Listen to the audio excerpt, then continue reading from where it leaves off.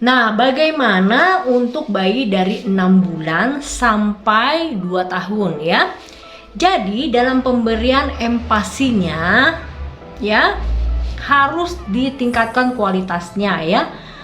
Jadi, bukan fokus ya dengan memikirkan oh berat badan anak saya kurang. Jadi, ini harus penambahan susu formula. Padahal dari 6 bulan sampai 2 tahun kan sudah ada pemberian empasi. Jadi kalau misalnya ada pengurangan berat badan, empasinya, kualitasnya itu harus ditingkatkan dan juga mempunyai 4 prinsip pemberian empasi. Saya akan share bagaimana 4 prinsip empasi ini harus terpenuhi supaya terjadi peningkatan berat badan. Prinsip yang pertama adalah empasi itu harus tepat waktu. Maksudnya apa? Jadi harus diberikan pada bayi yang umurnya 6 bulan ya. Dan juga si bayi itu harus mendapatkan makanan di waktu yang sama. Misalnya ya, si bayi ini kalau sudah umur 6 bulan sampai 2 tahun ya, pemberiannya itu sudah 3 kali pemberian selama 1 hari ya. Jadi ada makan pagi, ada makan siang, dan makan malam. Yang kedua, prinsip dari empasi yaitu cukup. Jadi cukup mengandung kandungan mikronutrien dan makronutrien ya. Yang mikronutrien itu apa? Mikronutrien itu mengandung vitamin dan mineral. Kalau misalnya makronutrien adalah makanan ini mengandung karbohidrat, lemak, dan protein. Protein itu bisa dari protein nabati dan protein hewani. Seperti kita ketahui bahwa kandungan ASI ini dalam 1 hari adalah mencukupi 400 kalori. Padahal bayi di atas 6 bulan sampai 2 tahun kebutuhannya itu dari 600 kalori sampai 800 kalori. Makanya perlu penambahan empasi selain ASI ya. Untuk menambahkan kalorinya itu perlu penambahan jumlah yang makin bertambah sesuai dengan umur dan teksturnya ya.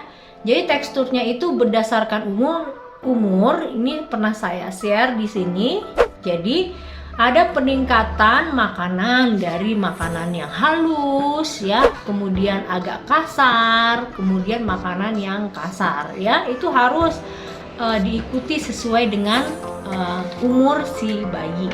Yang ketiga adalah makanan harus aman dan higienis. Aman di sini maksudnya penyimpanan makanannya itu benar-benar terlindung ya, tidak tercemar oleh bakteri atau kuman ya. Misalnya tidak mudah terjangkau oleh binatang ya.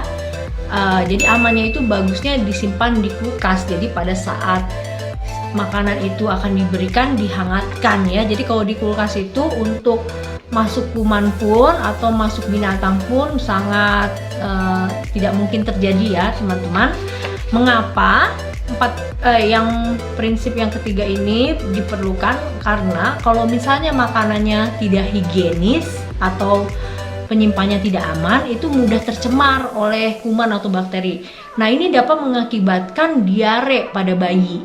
Kalau si bayinya ini mengalami diare, maka si bayi itu akan mengalami gangguan kesehatan dan ini mempengaruhi pertumbuhan si bayinya. Nah, nanti tidak akan terjadi peningkatan berat badan pada bayi.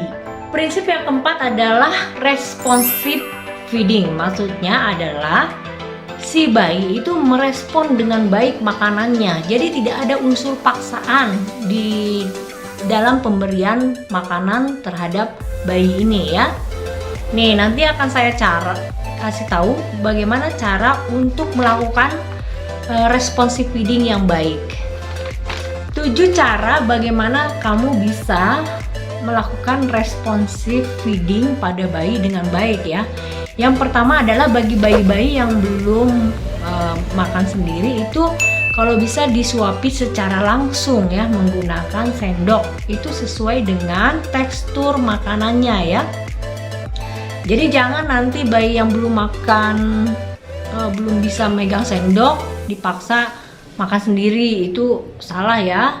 Yang kedua, bagi bayi-bayi yang sudah bisa menyuap sendoknya sendiri, berikan kesempatan si bayinya itu memakan makanannya sendiri ya.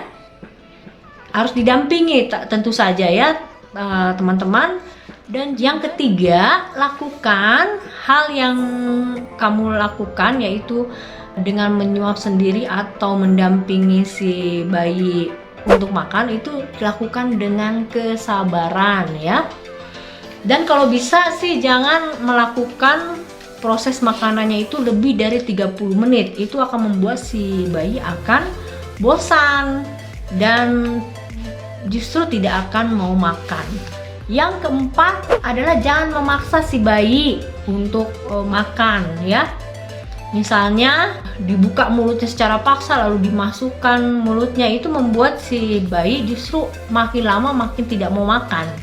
Misalnya si bayi itu menolak makan, mungkin dia sudah bosan dengan makanannya.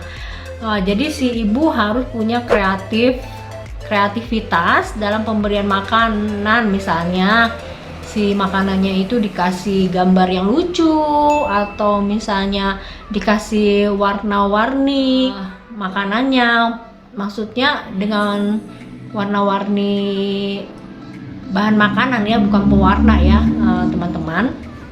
Yang keenam ada jauhkan dari gangguan atau distraksi. Maksudnya ini adalah, jadi pada saat makan itu harus benar-benar makan, jangan dialihkan dengan yang lain, misalnya sambil nonton video ya. Pada saat pemberian makan itu justru membuat si bayi tidak mengenali proses dia makan ya. Tapi fokuskanlah si bayi itu dengan makanannya ya, atau diajak ngobrol dengan tatapan mata ke mata ke bayinya. Jadi si bayi akan merasa bahwa makan itu adalah hal yang menyenangkan ya. Jadi bisa ngobrol sama ibunya, bisa ngobrol dengan orang yang memberi makan pada dia. Yang ketujuh adalah lakukan proses makan dengan penuh kasih sayang ya. Jadi si ibu juga harus fokus juga dalam pemberian makan pada bayi. Jangan sambil melakukan hal yang lain ya. Jadi si bayi itu merasa nyaman pada saat proses si bayi makan. Nah, demikian teman-teman bagaimana cara penambahan berat badan bagi bayi 0-6 bulan dan juga 6 bulan sampai 2 tahun ya. Sekarang kamu sudah tahu caranya. Jadi jangan berpikir langsung pemberian susu formula ya. Tidak ada penambahan berat badan caranya dengan memberikan susu formula, apalagi susu pengganti makan ya. Saya tidak usah sebutkan mereknya ya. Jadi katanya tidak usah makan, pakai susu itu aja ya, itu akan naik berat badan. Justru dengan pemberian susu pengganti makan, dia akan si bayi tidak akan terlatih organ mulutnya untuk mengunyah si makanan. Demikian video saya teman-teman, mudah-mudahan ini bermanfaat bagi kamu ya. Jangan lupa kamu share video ini, tekan tombol like dan tombol lonceng supaya kamu tahu video apa saja yang akan saya upload. Dan jangan lupa share juga video ini ya, sehingga banyak orang yang tahu tentang video ini. Oke, sampai jumpa teman-teman di video berikutnya. Bye-bye.